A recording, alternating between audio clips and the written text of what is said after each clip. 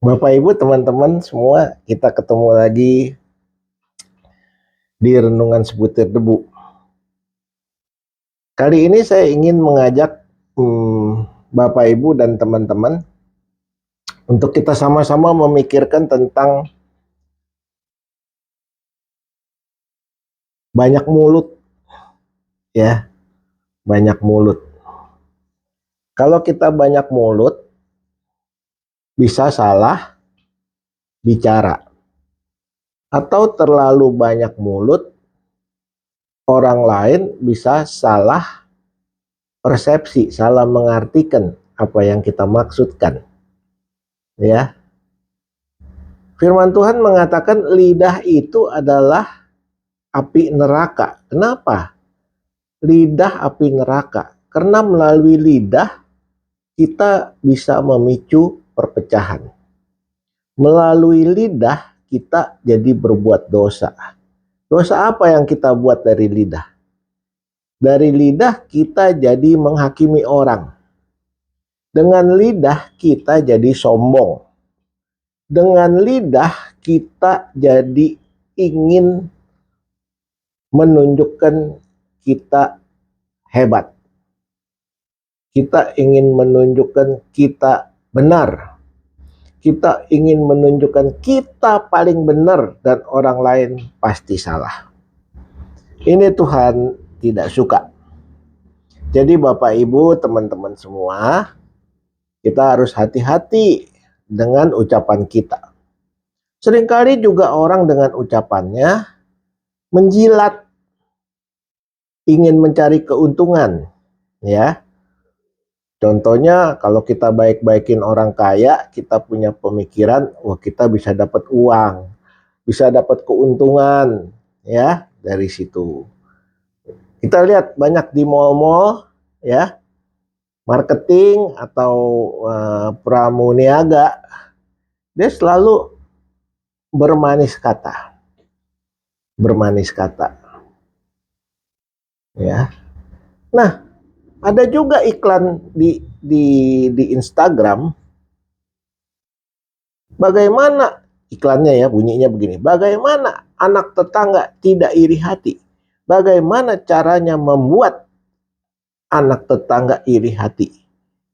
Saya habis beli mainan ini untuk anak saya. Bikin iri hati anak tetangga. Itu kan salah. Itu salah. Masa mau ngajarin orang jadi iri hati? Padahal itu bertentangan dengan firman Tuhan. Ya Bapak Ibu. Jadi banyak bicara itu banyak masalah. Itu dipakai oleh setan untuk memecah belah gereja. Untuk memecah belah persekutuan. Untuk memecah belah pertemanan. Untuk memecah belah keluarga Kristen. Untuk memecah belah pengurus gereja. Untuk memecah belah anggota gereja. Masalahnya kalau Bapak Ibu yang dipakai oleh setan untuk memecah belah, hati-hati. Karena Tuhan akan berperang melawan kita yang memecah belah dan menjadi kaki tangan setan. Hati-hati. Ya, saya bicara berdasarkan firman Tuhan. Jangan sampai kita bisa diperalat oleh setan. Bagaimana? Mungkin kita berpikir, wah kita orang suci, kita hamba Tuhan, kita majelis, kita aktivis gereja, kita berdoa tiap hari, kita baca Alkitab tiap hari. Pertanyaan saya, mana lebih suci kita daripada Petrus? Jawab, saudara. Petrus tiap hari bersama Yesus. Dia mengasihi Yesus. Bahkan waktu Yesus mau ditangkap, dia potong kuping tentara. Dia berani melawan. Tapi Petrus tidak sadar. Dia sepertinya baik, dia mengatakan kepada Yesus, Tuhan, jangan masuk ke Yerusalem. Karena kalau Tuhan masuk ke Yerusalem, nanti Tuhan dibunuh. Secara logika itu baik. Secara rasio itu baik. Secara manusia itu baik. Tapi secara pimpinan Roh Tuhan, Roh Kudus, itu salah. Dia tidak sadar sudah diperalat oleh setan. Makanya waktu itu Tuhan bilang, enyah kau dari hadapanku, hai iblis. Kenapa Tuhan sampai menyuruh Petrus dan mengatai dia iblis? Karena Tuhan Maha tahu. Petrus sehari-hari sama Tuhan, dia tidak tahu dia diperalat iblis. Ini yang saya mau tekankan kepada teman-teman dan Bapak Ibu sekalian. Walaupun kita selalu baca Alkitab, walaupun kita berkhotbah mungkin, walaupun kita bagus khotbahnya, kita tetap bisa diperalat iblis. Jangan terperangkap oleh kesombongan, oleh mulut yang besar. Ya, biasanya orang kalau sampai bisa ngomong yang salah, hatinya menyembunyikan suatu kebencian kepada seseorang, sehingga bibirnya berdusta. Di Alkitab dikatakan, siapa menyembunyikan kebencian, dusta bibirnya. Siapa mengumpat adalah orang bebal. Itu di kitab Amsal Sulaiman pasal 10 ayat 18. Nah, Bapak Ibu sekalian, saya mau mengajak Bapak Ibu baca dalam Amsal 10 ayat 19. Di dalam banyak bicara pasti ada pelanggaran. Tetapi siapa yang menahan bibirnya berakal budi. Kalau kita bisa menahan bibir kita, kita berakal budi. Ini firman Tuhan ya. Kita kenal bahwa Sulaiman adalah orang yang sangat berhikmat. Karena hikmatnya diberikan oleh Tuhan.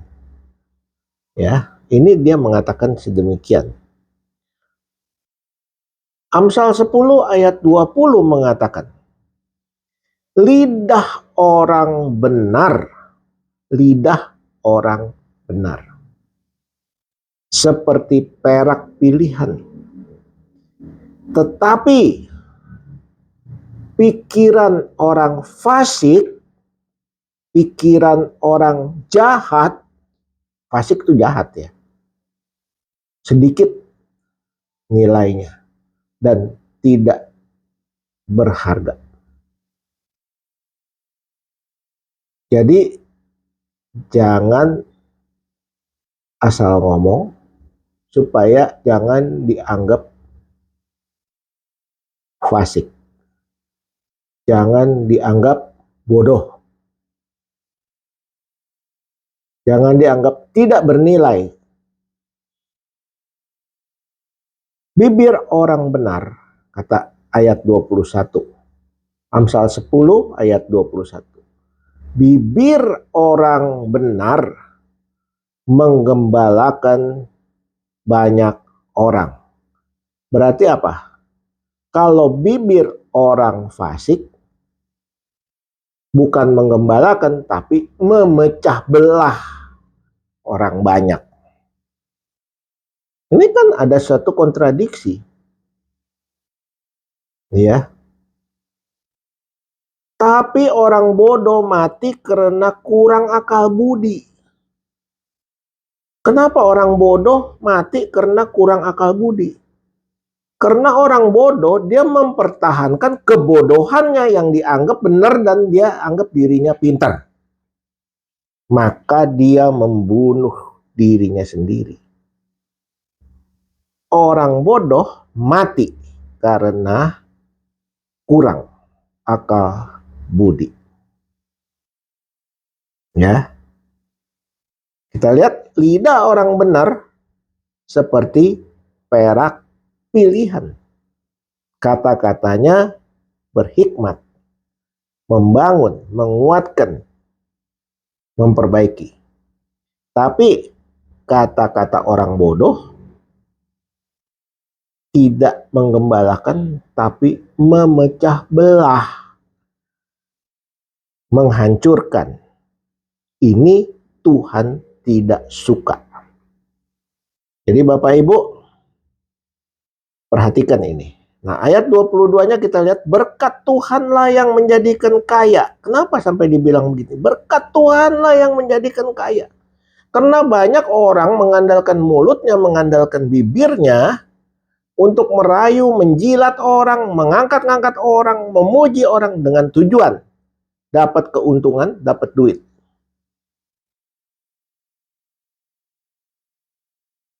Ini yang terjadi.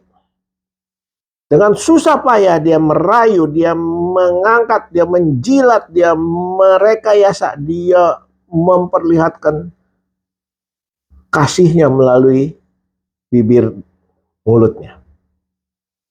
Tapi di sini dikatakan berkat Tuhanlah yang menjadikan kamu kaya, bukan mulut kamu. Susah payah tidak akan menambahi kekayaan. Ingat, sampai di sini dulu Bapak Ibu. Ini hanya sekedar petunjuk hidup bagi kita orang-orang Kristen. Supaya jaga mulut. Jangan sampai terjadi apa yang seperti dikatakan orang dunia. Mulutmu adalah harimaumu. Artinya melalui mulutmu, kamu bisa diterkam oleh kata-katamu sendiri. Yang membawa kematian kepada kamu. Ingat, ya. Sampai di sini dulu Bapak Ibu, nanti kita sambung lagi dalam episode berikutnya. Rundingan seperti debu. Jangan lupa klik subscribe, share, supaya orang-orang makin mengerti, makin memahami firman Tuhan. Sedikit-sedikit supaya lama-lama jadi bukit. Tuhan memberkati.